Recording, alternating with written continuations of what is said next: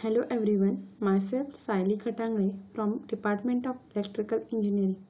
This video lecture I am going to explain the subject of Basic Electrical and Electronics Engineering, that is BEE.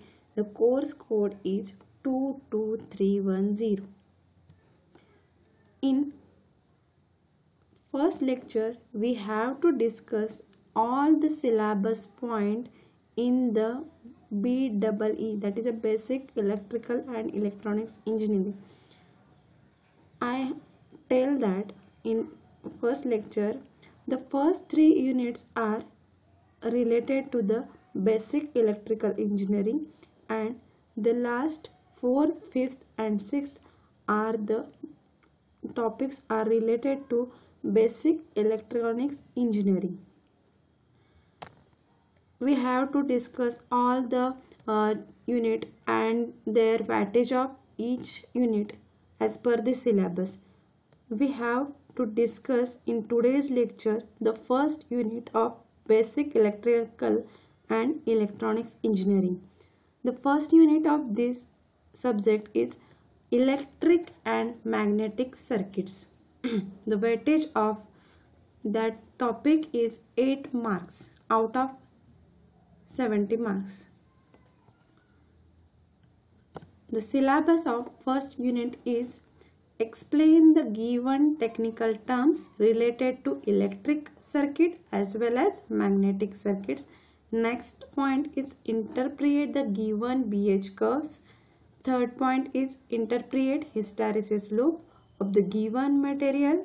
Then fourth point is apply Fleming's right hand rule and Lenz law for determination of direction of induced EMF in the given situation. These 4 points are discussed in the first unit of that syllabus. So first point we have to discuss in this lecture. In first point, what will we say that here? Explain the given technical terms related to electric circuit and magnetic circuit. First, we will discuss the terms related to electric circuit. In next slide, we have to discuss that is the point. First is what? Concept of electromotive force. These terms are related to the electric circuit. In that case, electromotive force means what? The short form of electromotive force is a EMF. Here we show the electromotive force is EMF. There are 2 figures are showed. All the metals contains a large number of free electrons which moves randomly in all directions inside the metal fields place if no external source is connected. This is a figure number 1. Here we show that for all the metal contains a large number of free electrons which will move randomly in all directions, otherwise positive to negative or negative to positive inside the metal place if no external source is connected. Means what? In figure 1 shows that no any external voltage source are connected here, and in next figure we have to show the battery or any voltage source are connected, and in first figure there is no any external voltage source are applied. Second, if a battery or voltage source are connected in a metal place as shown in figure number 2, then the free electrons will move in the direction of positive end of the external DC source. This happens due to the electric force or pressure by electrical battery. म्हणजे काय होते ह्याच्यामध्ये? पहिल्या केसमध्ये काय झालं तर एखाद्या मेटल प्लेसमध्ये आपले free electrons positive to negative किंवा निगेटिव्ह टू पॉझिटिव्ह मूव्ह होत राहतात. पण सेकंड फिगरमध्ये काय सांगितलंय ज्यावेळेस तुम्ही एखादी बॅटरी और व्होल्टेज सोर्स तुम्ही त्या मेटल पीसला, हा जो आहे तो मेटल पीस आहे आणि इथं आपण बॅटरी और एनी व्होल्टेज सोर्स कनेक्ट केलेला आहे. याच्यामध्ये काय होतंय तर त्या जो मेटल पीसमधले जे फ्लो ऑफ इलेक्ट्रॉन्स आहेत त्याला पाथ मिळतो की कुठल्या पॉईंटपासून कुठल्या पॉईंटपर्यंत ते इलेक्ट्रॉन्स मूव्ह करायचे. आता बॅटरी कनेक्ट केल्यावर काय होतात, निगेटिव्ह पॉईंटच्या पोटेन्शियलपासून पॉझिटिव्ह पॉईंटच्या पोटेन्शियलपर्यंत ते इलेक्ट्रॉन्स मूव्ह होतात. आता काय म्हटलंय इथे फर्स्ट पॉईंटमध्ये काय एक्सप्लेन केलंय, द इलेक्ट्रिक प्रेशर और force that cause the electrons to move in a particular direction is called electromotive force. म्हणजे काय, जर तुम्ही एखादी बॅटरी मेटल पीसला कनेक्ट केला तर ते काय होतंय तर पॉझिटिव्ह डायरेक्शन कडे येतात. निगेटिव्ह पॉईंट पासून पॉझिटिव्ह डायरेक्शन कडे इलेक्ट्रॉन्स फ्लो होतात. त्याला काय म्हणायचं, इलेक्ट्रोमोटिव्ह फोर्स. एखादा फोर्स दिल्यानंतर इलेक्ट्रॉन्स फ्लो होतात, त्याला म्हणायचं इलेक्ट्रोमोटिव्ह फोर्स. आता हे जे युनिट काय असतं, ईच अँड एव्हरी पॉईंट आपण जो डिस्कस करणार आहोत त्याचे डेफिनेशन काय आहे, त्याचे युनिट काय आहे आणि त्याचा सिम्बॉल काय आहे हे आपण बघणार आहे. तर आता ह्याचं युनिट म्हणजे काय, तर ह्याचं मेजरमेंट कसं होतं तर unit of EMF is a volt. म्हणजे बॅटरी काय आहे, व्होल्टेज आहे ना, त्यामुळे व्होल्टेज युनिट काय असतं तर व्होल्टमध्ये असतं. आता EMF is also called as, EMF म्हणजे काय तर electromotive force is also called as a voltage or a potential difference. आता हा डिनोट आपण कशामध्ये करू शकतो, एकतर V मध्ये करू शकतो किंवा और E, कॅपिटल लेटर E किंवा कॅपिटल लेटर V मध्ये आपण त्याचं अक्षर डिनोट करू शकतो. आता मगाशीपासून जी प्रोसिजर सांगितली मी इन शॉर्ट मध्ये इलेक्ट्रोमोटिव्ह फोर्सची प्रोसिजर सांगते तुम्हाला आता. तर काय होतं, आपण इलेक्ट्रोमोटिव्ह फोर्स और प्रेशर एखाद्या मेटल पीसला दिलं तर काय होणार, इलेक्ट्रॉन्स जे आहेत तिथले ते काय होणार, मूव्ह होणार in a particular direction from negative point two positive point. ह्या कन्सेप्टला इलेक्ट्रोमोटिव्ह फोर्स असं म्हटलं जातं. नेक्स्ट कन्सेप्ट आहे रिलेटेड टू इलेक्ट्रिक सर्किट मधली नेक्स्ट कन्सेप्ट कुठली आहे तर इलेक्ट्रॉन करंट. आता इलेक्ट्रॉन करंट म्हटले, आता आपण बघितलं मगाशी की इलेक्ट्रॉन म्हणजे काय, फ्री इलेक्ट्रॉन्स आपण मगाशीच्या स्लाइडमध्ये बघितलेले आहेत. तर करंट म्हणजे काय, an electric current is defined as the movement of electron or flow of electron inside a conducting material. म्हणजे काय, इलेक्ट्रॉनचं एका पॉइंट पासून दुसऱ्या पॉइंट पर्यंत मूव्ह होणे इन अ पर्टिक्युलर डायरेक्शन. एखाद्या प्लेटमध्ये इलेक्ट्रॉनचं मूव्ह होणे ह्याला करंट असं म्हटलं जाते. आणि हा करंट आता आपण EMF डिनोट कशाने केला, V और E न, तर तसा करंट आपण डिनोट कशाने करणार आहोत, is denoted by capital letter I. An electric current is defined as the movement of electron flow of inside a current, a conducting material. आता हे जे मेटल पीस आहे त्याचे electron move in a particular direction होतं, त्याला काय म्हणायचं आपण इलेक्ट्रिक करंट. आणि हा डिनोट कशाने होतो तर कॅपिटल लेटर I. आणि ह्याचं युनिट काय आहे तर in measured in ampere, capital letter A. The current due to flow of electron is called as a काय म्हणतात आपण, इलेक्ट्रॉन फ्लो म्हणतात. आता हे झाले इलेक्ट्रॉन करंट. आधी कन्व्हेन्शनल करंट होता. कन्व्हेन्शनल करंट कसा असतो, ह्या सर्किटमध्ये आपलं काय होतंय, निगेटिव्ह पासून पॉझिटिव्ह करंट फ्लो होतो, राईट. निगेटिव्ह पासून पॉझिटिव्ह पर्यंत करंट फ्लो होतो. पण कन्व्हेन्शनल करंटमध्ये काय होत होतं, पॉझिटिव्ह पासून निगेटिव्ह पर्यंत करंट फ्लो. आताच्या इलेक्ट्रिक सर्किटमध्ये आपण कुठला यूज करतो, इलेक्ट्रॉन करंट यूज करतो. Electric current is defined as the movement of electrons of flow of electrons inside a conducting material. म्हणजे काय होतं, एखाद्या मेटल प्लेसला आपण EMF सोर्स दिला तर ते इलेक्ट्रॉन्स मूव्ह होतात. जर आपण एखादा EMF त्या मेटल प्लेसला देतं, जे मूव्ह होतो त्या कंडिशनला काय म्हणतात, इलेक्ट्रिक करंट. आणि हा डिनोट होतो I. कॅपिटल लेटर आय आणि मेजर्ड इन एम्पियर म्हणजे कॅपिटल लेटर ए ना डिनोट होतो. नेक्स्ट कन्सेप्ट काय आहे इलेक्ट्रिक सर्किट मधली, तर पोटेन्शियल डिफरन्स. आता ह्या फिगरमध्ये तुम्हाला 2 पॉइंट दिसतात. एक पॉइंट आहे तो ए आणि एक पॉइंट आहे तो बी, बरोबर. आता ए पॉइंटचं वरती दिसते कॅपिटल लेटरमध्ये व्ही ए आणि बीच्या वरती दिसते कॅपिटल लेटरमध्ये व्ही बी आणि दोन्हीच्या मध्ये पोटेन्शियल डिफरन्स लिहिले आणि मध्ये लिहिले V A B is equal to V A minus V B in volts. तर पोटेन्शियल डिफरन्स म्हणजे काय, तर पोटेन्शियल म्हणजे ऍक्च्युली काय तर आपण बघूया. पोटेन्शियल म्हणजे एखाद्या पॉइंट मधलं voltage.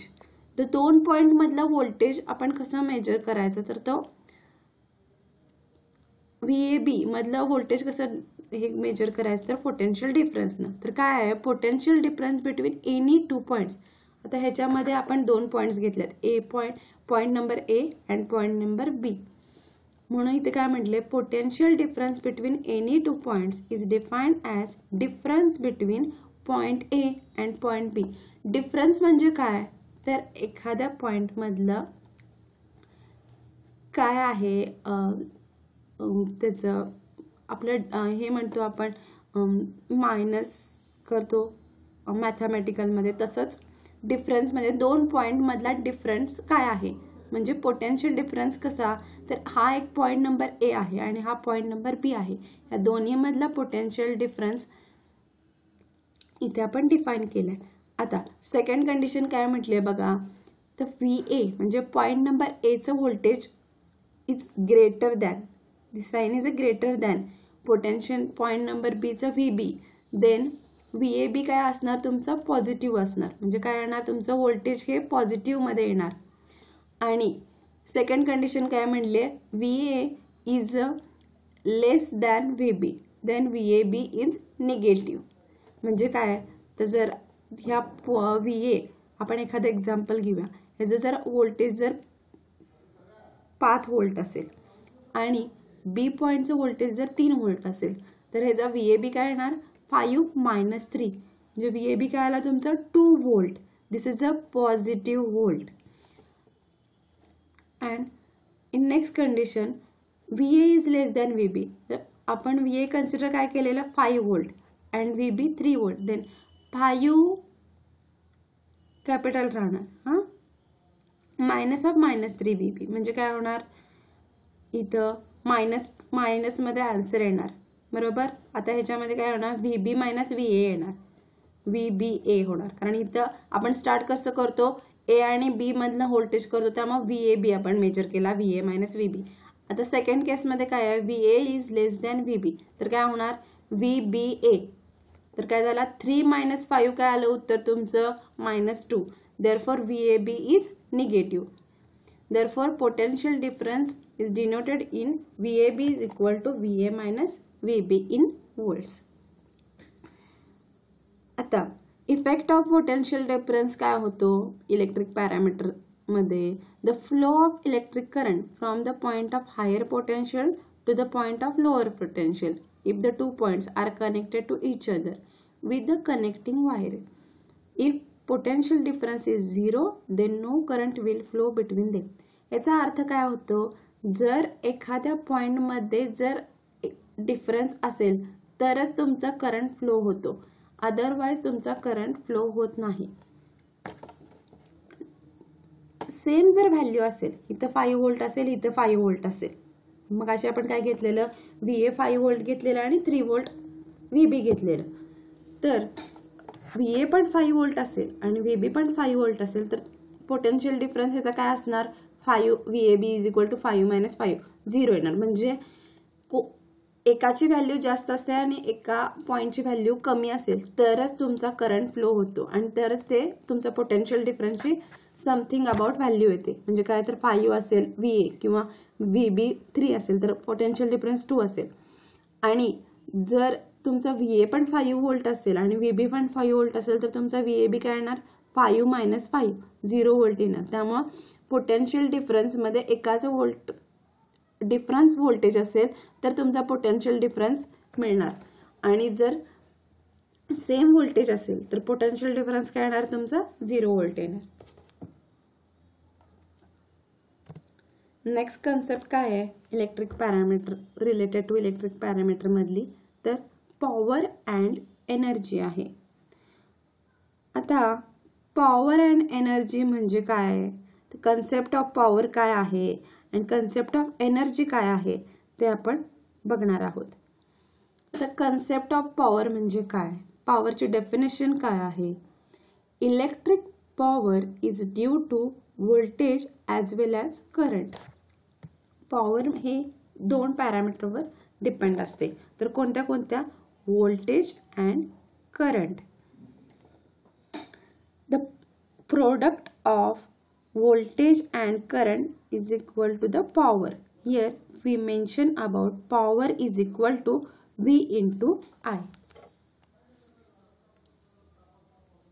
It is denoted by capital letter of P and measured in watt. तर ते कसं वॅट मध्ये मेजर होते ते आपण ह्या मॅथमॅटिकल एक्सप्रेशन वरून बघणार आहोत. Power is a proportional to voltage and current. आता here we see capital P is equal to voltage into current, but current is equal to what? V by R. Here we put in I V by R, so V into V by I, so power is equal to what? V square by R in watt. But V is equal to what? I into R. Here I value we put I into R. This P is equal to what? I square into R square divided by R. And total power is equal to I square by I square R in measured in watt. Concept of energy. Concept of power आपण बघितलं तर काय होतं, तर product of voltage and current. आता concept of energy काय आहे, the electric energy is defined as the product of power and time. आता एनर्जी आपण डिनोट कशाने करतो, capital letter E. and power is equal to काय, power into time, capital letter power into time t. तर power म्हणजे आपण मगाशी discuss केलं, तर पॉवर डिफाइन कसं करतो, product of voltage and current. म्हणून इथं पॉवरच्या तिथं आपण काय लिहिणार, पुट करणार voltage and current and into time. Therefore energy काय झाली तुमची, capital letter E is equal to this is the power V into I into time. This concept is the energy. In this energy, unit of energy are watt second or in joule. आता पॉवरचं unit watt second कसं झालं, तर पॉवरचं unit काय होतं, watt. V into आयचं unit होतं watt. आणि time आपण कशामध्ये मेजर करतो, तर सेकंड मध्ये. त्यामुळं ह्याचं युनिट काय झालं एनर्जीचं, वॅट सेकंड और जूल मध्ये सुद्धा आपण एनर्जी मेजर करतो.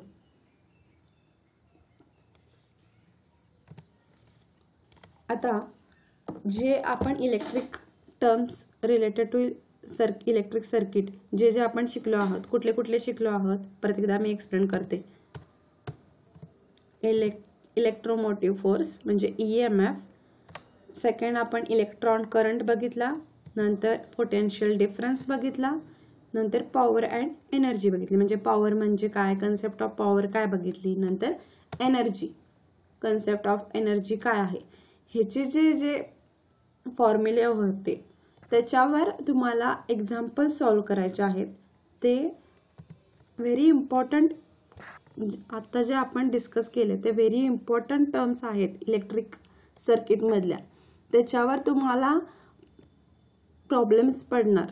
ते प्रॉब्लेम्स कसे सॉल्व करायचे हे आपण बघूया. आता एखादा मी एक्झाम्पल घेतले. Here we show the example and also solve this example. let us see here. Example number 1. 460 watt 230 volt lamps remains on for 4 hours a day. Calculate the monthly electricity bill if the rate is ₹5 per unit. हे काय झालं तुमचं example आहे. आता ह्या एक्झाम्पलमध्ये काय given data आहे, काय कॅल्क्युलेट करायचं आहे आणि काय सोल्युशन आहे, ह्या स्टेपमध्येच तुम्हाला फायनल एक्झामला असं सॉल्व करायचं आहे. एक्झाम्पल ह्या फॉर्मॅटमध्ये दिलेला असेल तुम्हाला, तर ह्या एक्झाम्पलमध्ये काय गिवन डेटा आहे तो पहिला लिहून घ्यायचा. इथे लिहिलेला आहे मी. आता काय गिवन डेटा आहे बघा. रेट पर युनिट किती दिलाय, 5 पर युनिट दिलाय. नेक्स्ट काय दिले, 4 लॅम्प्स ऑफ किती दिलेत, 60 वॅट दिले आणि व्होल्टेज किती दिले त्याचं 230 व्होल्ट दिले. अजून काय सांगितलंय त्यांनी, 4 hours a day म्हणजे 4 तास ते लॅम्प चालतात. हा तुमचा काय झालाय गिवन डेटा एक्झाम्पल मध्ये दिलाय. हे सगळं एक्झाम्पल मधला गिवन डेटा पहिला लिहून घ्यायचा. कॅल्क्युलेट काय करायला सांगितलंय, calculate the monthly electricity bill. आता काय कॅल्क्युलेट करायचंय तुम्हाला, महिन्याचं इलेक्ट्रिसिटी बिल हा जो गिवन डेटा दिला आहे त्याच्यावरनं कॅल्क्युलेट करायचं. आता गिवन डेटा काय दिलाय, 60 वॅटचे 4 लॅम्प 230 व्होल्टचे दिवसातनं 4 तास सुरू असतात आणि त्याचा रेट काय आहे, ₹5 पर युनिट आहे. तर हे कॅल्क्युलेट कसं करायचं, मंथली इलेक्ट्रिसिटी बिल आपल्याला कॅल्क्युलेट करायचंय. तर आता सोल्युशन बघा कसं सॉल्व करायचं हे example. The monthly electricity bill based on energy consumption in kWh. आता जे आपलं इलेक्ट्रिसिटी बिल येतं, जे आपल्या घरामध्ये जे बिल येतं ते कशामध्ये असतं, इन kWh मध्ये असतं. म्हणजे एनर्जी आपली जी कंझ्युम करतो, आपण काय म्हणलेलं मगाशी एनर्जीचं युनिट काय होतं तर वॅट होतं.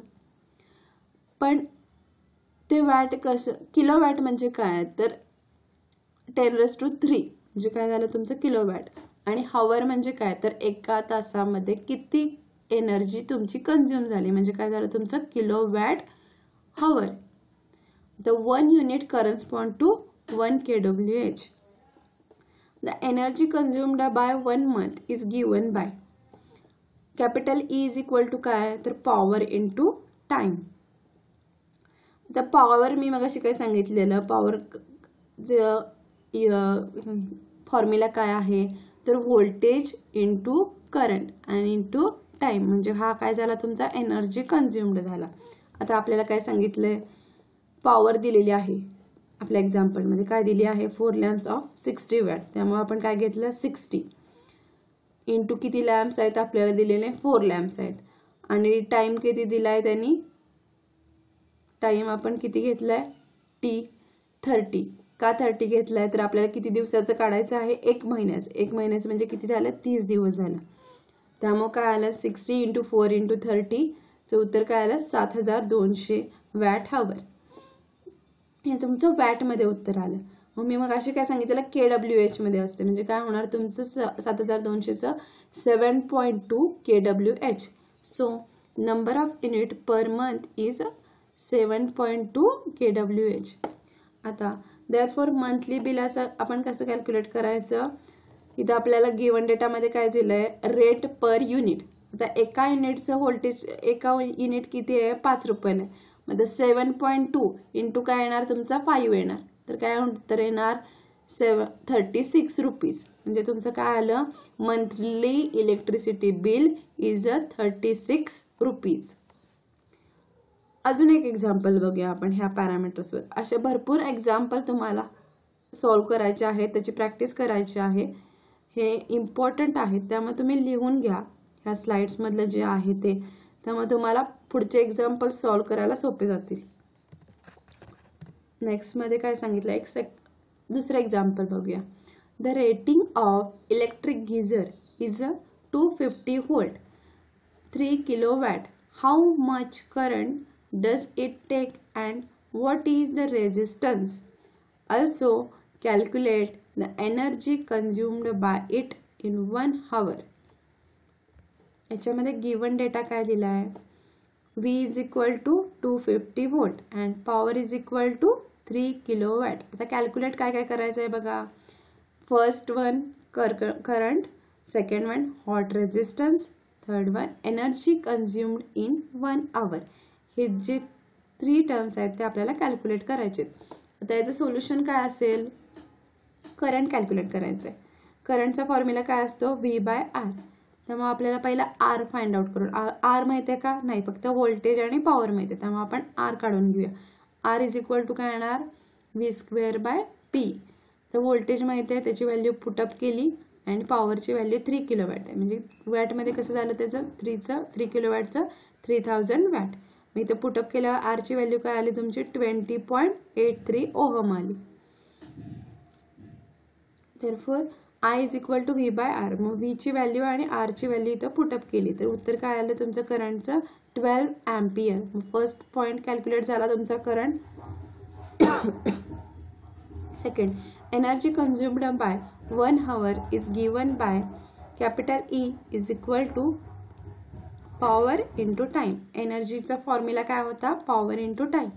आता पॉवर आपल्याला माहिती आहे का तर माहिती आहे 3 किलोवॅट. त्यामुळे 3000 इंटू 1 इन 1 hour मधली काढायचे. मग अशीच काय एक्झाम्पलमध्ये होतं एका महिन्याची म्हणून आपण 30 घेतलेले इथे T इज इक्वल टू, पण इथे 1 एका आवरची काढायचे. त्यामुळे आपल्याला काय घ्यायचं 1 युनिट आपण 1 घेतलं T इज इक्वल टू, त्यामुळे 3000 वॅट हवर म्हणजे एनर्जी काय झाली तुमची 3 kilowatt hour. therefore energy consumed by 1 hour is equal to काय येणार तुमचं 3 × 1, त्यामुळे 3 युनिट. आता एनर्जी कन्झ्युम्ड इन 1 hour काय आली तुमचं उत्तर 3 युनिट. अशा प्रकारचे तुम्हाला वेगळे वेगळे एक्झाम्पल्स तुमच्या बुकमध्ये सॉल्व केलेले आहेत किंवा सॉल्व करण्यासाठी दिलेले आहेत. त्यामध्ये तुम्ही सॉल्व करून बघा. हे जे आपण इलेक्ट्रिक टर्म्स बघितलेले आहेत, electromotive force, then electron current, then potential difference, power and energy, ह्या 4 पॅरामीटरवर तुम्हाला असे एक्झाम्पल्स मिळतील. ते तुम्ही सॉल्व करून बघा. असेच सॉल्व करायचे. पहिला आपण गिवन डेटा लिहायचा, नंतर काय कॅल्क्युलेट करायचं लिहायचं, मग त्याचं सोल्युशन लिहायचं. ह्या स्टेप वाईज केलं तर तुम्हाला इझिली तुमचं एक्झाम्पल सॉल्व होऊन जाईल आणि कुठलाही कॅल्क्युलेशन करायचं राहणार नाही स्टेप बाय स्टेप केलं तर. नेक्स्ट आपण बघणार आहोत technical terms related to magnetic circuit. आतापर्यंत आपण जे काय बघितलं ते इलेक्ट्रिक सर्किटच्या टेक्निकल टर्म्स बघितल्या. तशाच आपण मॅग्नेटिक सर्किटच्या टर्म्स काय काय आहेत आणि त्याच्यावरचे एक्झाम्पल्स काय आहेत ते आपण बघणार आहोत. त्यातला technical terms related to magnetic circuit मधला फर्स्ट पॉईंट जो आहे तो काय आहे मॅग्नेटोमोटिव्ह फोर्स. मग असे आपण काय बघितलं इलेक्ट्रिक सर्किटमध्ये इलेक्ट्रोमोटिव्ह फोर्स बघितला. तसा मॅग्नेटिक सर्किटमध्ये आपण बघायचा आहे magnetomotive force. We know that electric circuits the current flow due to electric force, the EMF. On the same line we can define the magnetomotive force for a magnetic circuit. म्हणजे काय आपल्याला electric circuit मध्ये मी काय सांगितलेलं EMF आपण define केला. EMF म्हणजे काय तर electric circuit. In the electric circuit the electrons flow due to electromotive force. On the other hand we can define the magnetomotive force for a magnetic circuit. आता magnetic circuit साठी आपण MMF use करणार आहोत. तर काय the force responsible for the flow of flux or generation of flux. The magnetic field strength is decided by MMF. हा MMF जो आहे त्यांनी काय सांगितलंय तर force responsible for the flow of flux. म्हणजे जे मॅग्नेटिक सर्किट मधले जे फ्लक्स आहेत ते फ्लो करण्यासाठी आपण MMF यूज करतो. जसं इलेक्ट्रिक सर्किट मध्ये आपण इलेक्ट्रॉन्स फ्लो होतात कशामुळे तर EMF मुळे, तसे मॅग्नेटिक सर्किट मधले जे फ्लक्स आहेत ते फ्लो कोणामुळे होतात तर मॅग्नेटोमोटिव्ह फोर्स मुळे होतात. कशामुळे होतात तर मॅग्नेटोमोटिव्ह फोर्स. आणि हा डिनोट कशामुळे होतो तर कॅपिटल लेटर H मुळे होतो. MMF is decided by F. Flow of flux and measured in ampere hour. F म्हणजे काय, डिसाइडेड बाय, म्हणजे फ्लो ऑफ फ्लक्सवर तुमचा मॅग्नेटोमोटिव्ह फोर्स केवढा आहे तो डिसाइड होतो. तर magnetomotive force is equal to काय, तर number of N, capital letter N into capital letter I. आता एन म्हणजे काय, N is equal to number of turns of magnetic coil and current means what, current through magnetic coil. हा झाला तुमचा first term magnetomotive force. Second काय आहे, permeability. आता permeability म्हणजे काय हो, permeability is defined as the ability of material to carry the flux line. म्हणजे काय, एखाद्या मटेरियलची जी ॲबिलिटी आहे म्हणजे कॅपॅसिटी, ॲबिलिटी म्हणजे means what, capacity to carry the flux line, म्हणजे एखादे फ्लक्स कॅरी करण्यासाठी कोणत्या मटेरियलची कॅपॅसिटी आहे त्याला आपण परमियाबिलिटी म्हणतो. समजला अर्थ. Permeability is defined as the ability of material to carry the flux line, म्हणजे कोणत्या एका मटेरियलची ॲबिलिटी आहे की फ्लक्स लाईन कॅरी करण्यासाठी, तर त्याला आपण काय म्हणतो, डिफाईन काय झाला आहे, परमियाबिलिटी हा word. If material allows the flux line to pass through it easily then the material is said to be high permeability. आता हाय परमियाबिलिटी कुठल्याची असते, तर मटेरियल, एखादं मटेरियल जे आहे ते फ्लक्स लाईन अलाउ करून पास करतं, एका पॉईंटपासून दुसऱ्या पॉईंटपर्यंत पास करतं, त्या मटेरियलची परमियाबिलिटी हाय असते. तेच ह्या सेकंड पॉईंटमध्ये एक्सप्लेन केले. काय म्हटलं, if material allows the flux line to pass through it easily then the material is said to be high permeability. म्हणजे एखाद्या मटेरियल तुमच्या फ्लक्स लाईन ज्या आहेत त्या इझिली पास करतं त्याला आपण काय म्हटलं जातं, हाय परमियाबिलिटी असं म्हटलं जातं. आता in other hand, if a material does not allow the flux line to pass through it easily than it said to be हा लो परमियाबिलिटी. म्हणजे एखादं मटेरियल जे असेल तर ते फ्लक्स लाईन अलाउ करत नाहीत आणि इझिली पण पास करत नाहीत, त्या मटेरियलला आपण काय म्हणतो, लो परमियाबिलिटी. आणि जे मटेरियल फ्लक्स लाईन अलाउ करतं आणि पास थ्रू इझिली त्या मटेरियलला आपण हाय परमियाबिलिटी म्हणतो. All magnetic material such as, material कुठले कुठले असतात, आयर्न, नंतर steel has a high permeability, whereas material like wood has low permeability. म्हणजे हाय परमियाबिलिटीमध्ये तुमचं कुठलं आलं, आयर्न आलं, स्टील आलं, हे जे मटेरियल आहेत त्याची परमियाबिलिटी काय असते तुमची, हाय असते. हाय म्हणजे परमियाबिलिटी म्हणजे काय, ॲबिलिटी ऑफ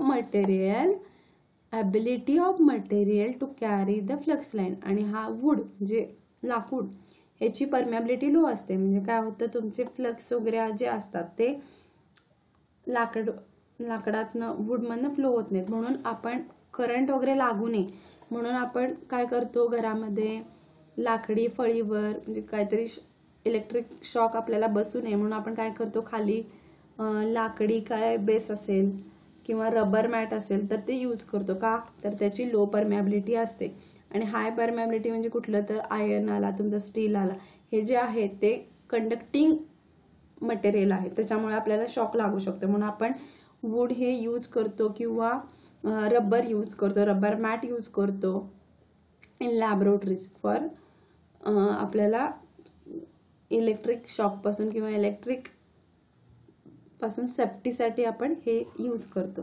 म्हणून हा आपण परमियाबिलिटी हा टर्म शिकलाय. म्हणजे काय आहे हाय परमियाबिलिटी म्हणजे काय, लो परमियाबिलिटी म्हणजे काय, तसंच. आता परमियाबिलिटी मध्ये दोन टाइप्स आहेत. तर काय, तर for any material we can define two types of permeability. First one is absolute permeability, second is a relative permeability. आता ॲब्सोल्यूट परमियाबिलिटी म्हणजे काय, the ratio of magnetic flux density in particular medium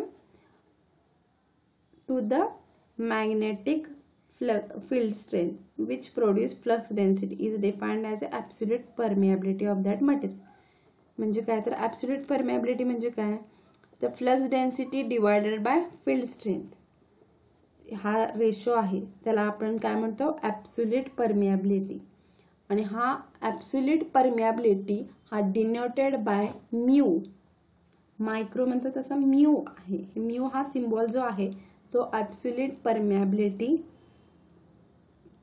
चा symbol आहे. It is denoted by mu and its unit is henry per metre. आता relative permeability म्हणजे काय आहे, आता पहिला आपण बघूया. Permeability for free space or vacuum हा कशाने डिनोट होतो, म्यू नॉट. आणि मग अशी ॲब्सोल्यूट परमिएबिलिटी कशाने डिनोट होत होती, स्मॉल म्यूने. आणि permeability of free space or vacuum कशाने डिनोट होते, तर mu naught. It is denoted by mu naught and its unit is henry per metre. Mu naught is equal to capital B divided by H. म्हणजे काय, तर capital बी म्हणजे मग अशी काय सांगितलेलं मी, flux density divided by field strength in vacuum और air. The value of mu naught काय असते, is equal to 4 pi into 10⁻⁷ henry per metre is always constant. म्हणजे म्यू नॉटची व्हॅल्यू जी असते तुमची ती ऑलवेज कॉन्स्टंट असते. 4 पाय 10⁻⁷ ही जी व्हॅल्यू आहे ते आपल्याला एक्झाम्पल सॉल्व करताना लागणार आहे. त्यामुळे तुम्ही व्यवस्थित लक्ष देऊन ऐका आणि ते लिहून घ्या जे जे आहेत ते, जे कुठली व्हॅल्यू आपल्याला लागणार आहेत, कुठले फॉर्म्युले आहेत. आता ॲब्सोल्यूट परमिएबिलिटीचा काय फॉर्म्युला आहे, तर mu is equal to flux density divide by field strength. तसंच mu naught is equal to B by H. मग म्यू नॉटचा व्हॅल्यू काय आहे, तर 4 pi into 10⁻⁷. Permeability B is equal to मग अशी काय म्हणलेलं, mu naught mu into H. But mu is equal to काय म्हणलेलं मी, mu naught into mu R. But mu naught and mu R into H for air, mu is equal to mu naught. Since mu naught into mu R is equal to काय झाला तुमचा 1. In certain material such as nickel, iron, alloy, ही कुठले material आहेत मी म्हणलेलं, हाय permeability. का, तर त्याचे जे फ्लो ऑफ मॅग्नेटिक फ्लक्स आहे ते कॅरी करतात आणि it passes easily to allow. आणि ह्याची परमिएबिलिटी काय असते, व्हेरी हाय असते. आता हे जे आपण मॅग्नेटिक सर्किटमधले पॅरामीटर्स बघितले, कुठले कुठले बघितले, तर मॅग्नेटिव्ह मोटिव्ह फोर्स बघितला, देन परमिएबिलिटी बघितली. तर त्याच्यावर एक्झाम्पल्स आहेत ते आपण पहिला बघूया. आणि मग हे फर्स्ट एक्झाम्पल आहे, an iron ring with means circumference 80 cm and cross section area 10 cm² is uniformly wound with 500 tons of wire. Determine the current required to set up a flux density of 1.2 T in the ring. Assume mu r is 1000 for iron. हे जे तुम्हाला एक example दिले. आता ह्याच्यामध्ये given data काय आहे, तर आयर्न रिंग आहे, बरोबर. अँड आयर्न रिंग, आता एल किती दिला आहे तुम्हाला, 80 सेंटीमीटर, आणि एरिया किती दिला आहे, तर 10 cm². आता सेंटीमीटर स्क्वेअरचं मीटर स्क्वेअर काय होणार तुमचं, 10 into 10⁻⁴ metre square. Number of turns किती दिलेले आहेत, वाउंड विथ 500, बरोबर. बी काय दिला आहे तुमचा, flux density 1.2 Tesla in the ring. आणि म्यू आर अज्युम करायला सांगितलं, तो किती आहे 1000. हे सगळं गिवन डेटामध्ये आपण लिहून घेतलं. देन कॅल्क्युलेट काय करायला सांगितलं आहे त्यांनी, determine the current required to set a flux density. म्हणजे काय झालं तुम्हाला, फाइंड एच पहिला फाइंड करायचा, नंतर find MMF, then find current. आता फाइंड एच आपण करूया. एच साठीचा फॉर्म्युला काय आहे, मग अशी मी सांगितलेलं तुम्हाला, mu is equal to B by H. तर आपल्याला काय फाइंड आउट करायचे, एचची व्हॅल्यू फाइंड आउट करायची. आणि ह्या ज्या व्हॅल्यू आहेत त्या आपल्याला माहिती आहेत. त्यामुळे H is equal to B divided by mu. आणि ह्या गिवन डेटामधल्या ज्या व्हॅल्यू आहेत त्या इथं पुट केल्यानंतर उत्तर काय आलं तुमचं, एचचं 954.93 एम्पियर टन पर मीटर. नेक्स्ट आपल्याला काय कॅल्क्युलेट करायचं आहे, MMF म्हणजे काय, मॅग्नेटो मोटिव्ह फोर्स. फॉर्म्युला काय आहे, कॅपिटल H इंटू L. आता याची व्हॅल्यू माहिती आहे का, तर माहिती आहे 954.93 एम्पियर टर्न पर मीटर आणि एलची व्हॅल्यू काय आहे 80 सेंटीमीटर. तर आपल्याला काय हे एम्पियर टर्न पर मीटर आहे त्यामुळे सेंटीमीटरचं आपल्याला इथं मीटरमध्ये कन्वर्ट केलं तर काय ते 0.8. मग आपल्याला MMF मिळाला, किती मिळाला 763.94 ampere turn. Find I. The calculate I आपण कॅल्क्युलेट करणार. तर एफ इज इक्वल टू काय येणार तुमचा N into I. So I is equal to काय झालं तुमचा एफ डिवायडेड बाय एन झाला. मग एफची व्हॅल्यू काय आहे 763.94 आपल्याला मग अशी त्याच्यामध्ये मिळाली आणि एन माहिती आहे आपल्याला किती दिला आहे 500 टन्स. हे पुट व्हॅल्यू केल्यानंतर करंट काय मिळाला तुमचा 1.53 एम्पियर. हे जे झालं हे एक्झाम्पल आहे ते तुम्हाला MMF कसा काढायचा, फ्लक्स डेन्सिटी कशी काढायची, त्याच्यावरून करंट कसा काढायचा हे ह्याच्यावरून फाइंड होते. कुठलंही एक्झाम्पल घेतलं तर त्याचा पहिला गिवन डेटा लिहायचा, काय कॅल्क्युलेट करायचं आहे ते लिहायचं, नंतर त्याचं solution step by step solve करायचं. आता मॅग्नेटिक सर्किटमधलं नेक्स्ट टर्म जी आहे ती रिलॅक्टन्स आहे. तर रिलॅक्टन्स काय आहे, रिलॅक्टन्सची डेफिनेशन काय आहे ते आपण बघणार आहोत. Reluctance is defined as the opposition of flow of flux in a material. That is काय आपण रेजिस्टन्स इलेक्ट्रिक सर्किटमध्ये रेजिस्टन्स काय असतो, resistance to the flow of electric current in electric circuit. तसं ह्याच्यामध्ये काय होतं रिलॅक्टन्स म्हणजे काय, तर reluctance is defined as opposition of flow of flux आणि रेजिस्टन्स काय असतो flow of flux in a material. आणि हा रिलॅक्टन्स काय करतो तर अपोज करतो फ्लक्सला, फ्लो ऑफ फ्लक्सला. आता रिलॅक्टन्स डिनोट कशाने होतो तो कॅपिटल लेटर एस. आता mathematically expressed as KL divided by A. The K म्हणजे काय तर कॉन्स्टंट ऑफ परमियाबिलिटी. मग अशी आपण परमियाबिलिटी म्हणजे बघितलेलं. एल म्हणजे काय तर length of magnetic circuit in metre. Then A म्हणजे काय area of cross sectional in metre square. The unit for measurement of reluctance is काय तर ह्या युनिट कॅपिटल लेटर एस चा फॉर्म्युला जो आहे ते कशामध्ये मेजर होणार एम्पियर पर वेबर और सिमेन्स ह्यामध्ये मेजर होणार. कॅपिटल लेटर एस म्हणजे काय तुमचा रिलॅक्टन्स इज इक्वल टू काय magnetomotive force MMF divided by flux. म्हणजे काय झालं तुमचा S is equal to capital F MMF divided by flux phi. But F is equal to काय capital N into I number of turns into current. तर एफची value जी आहे ती put करायची ह्या इक्वेशन म्हणजे काय झालं कॅपिटल लेटर एस म्हणजे reluctance is equal to N into I divided by F phi. त्यामुळे एम्पियर टर्न पर वेबर आलं. म्हणजे काय झालं N म्हणजे काय तुमच्या टर्न्स आल्या, करंट म्हणजे काय आला तुमचा एम्पियर म्हणून ampere turn divided by weber म्हणून रिलॅक्टन्स युनिट काय झालं तुमचं एम्पियर टर्न पर